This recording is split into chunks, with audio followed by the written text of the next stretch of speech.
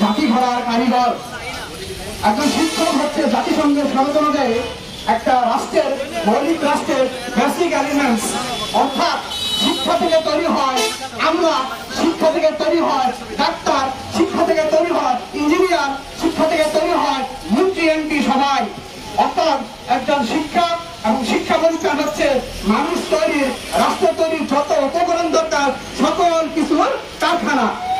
আর আপনারা জানেন এই কারখানা শ্রমিকদেরকে অমুক্ত রেখে, এই কারখানা শ্রমিকদেরকে উপর অত্যাচার চালিয়ে একটা সভ্য রাষ্ট্র বিনির্মাণ করা কোনোভাবেই সম্ভব না।